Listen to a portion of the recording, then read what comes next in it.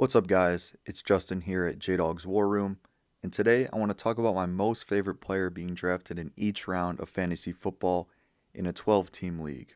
Now, I know we're getting close to the start of the season, but some people still have their drafts, and in fact, I have one later tonight. So let's jump right into it, and I'm going to start from round 10, and I'm looking at ADPs from 4for4.com. This website takes ADPs from a handful of websites and puts it all in one spot, and I'll put the link in the description. Starting with round 10, my favorite pick here is Drake Maye. I'm a big fan of taking a QB late in the draft, and honestly, I'm not sure if I've ever taken one early. I lucked out with Jaden Daniels at the end of round 9 last year, and I think Drake Maye is good value at this point in the draft. The Patriots have said they want to scheme up some more design runs for him, and they added Stephon Diggs and TreVeyon Henderson to the offense. Drake Maye had solid passing numbers in most games he started last year, and I think we should see a better Patriots offense this year, and I think he could end up as a top 12 QB. Jumping into round 9, my favorite pick in this round is Tucker Kraft.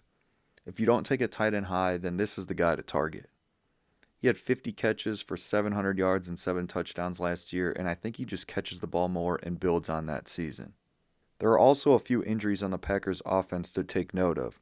Jaden Reed and Dontavian Wicks have been banged up, and Christian Watson is still rehabbing from his torn ACL.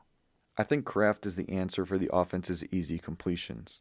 He's also a beast with the ball in his hands, so just get it to him and let him do the rest.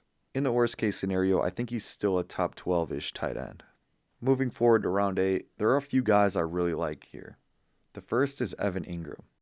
He signed with the Broncos this past offseason, and I think he's coming in as the number 2 option.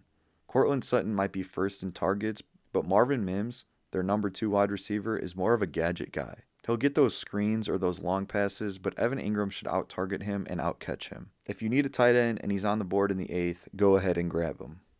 I also really like Matthew Golden for some of the same reasons that I like Kraft. I think he could take advantage of those few injuries, and he has the highest upside of anybody in that wide receiver room. I'm not a fan of Romeo Doubs, and Golden could prove to be the guy by the end of the season. I am a bit worried about his usage come week 1, but hopefully you're not taking him as a starter in round 8. Moving ahead to round 7, there are 3 wide receivers that I really like here, and if you've been online, you've probably seen a lot of these guys. Rome Odunze is going at the top of the round, and I think with the departure of Keenan Allen and the arrival of Ben Johnson, Rome could get a lot more work this season. I think he's developing a connection with Caleb and may even outscore DJ Moore this year. I also really like Ricky Pearsall. The 49ers are full of injuries yet again, and Ricky has had a very good preseason playing along with Brock Purdy. I think George Kittle will get a lot of targets too, but Ricky should get his fair share. Juwan Jennings' status is kind of up in the air, both dealing with a calf injury and a contract dispute, so it will be interesting to see if he suits up for week 1. The last guy I like in round 7 is Emeka Egbuka. This is a very popular take online, but Chris Godwin should be out for the first few weeks, and Cade Otton just got hurt too. And Jalen McMillan is scheduled to miss over 10 weeks. Mike Evans is getting older, the Buccaneers have a good offense, the stars just might be aligning for Emeka. My favorite pick in round 6 is Tony Pollard. Pollard has posted 3 straight 1,000-yard seasons with 39 or more catches in 4 straight. The offense should be improved with Cam Ward at quarterback, and his backup Tajay Spears is also set to miss at least the first 4 weeks of the season. They did draft a running back in Khalil Mullings, but I don't think he's going to cut too much into Pollard's workload, leading to Tony Pollard finishing above his ADP and running back 25 ranking. Looking at round 5, now there are a lot of guys I like at this point in the draft, but I'm only going to pick one, and that's going to be Courtland Sutton. I wasn't a believer in Sutton last year, but he proved me wrong, and he's only done more of that in the preseason.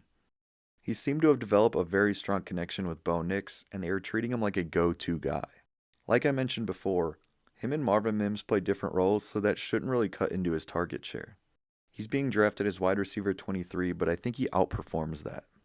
My favorite pick in round 4 is Davante Adams, but this comes with a major caveat. If Matt Stafford were to miss significant time, this pick could blow up in your face. But I think Stafford has a tendency to target his elite guys. We've seen this recently for Puka, and before that Kupp, and all the way back to Calvin Johnson.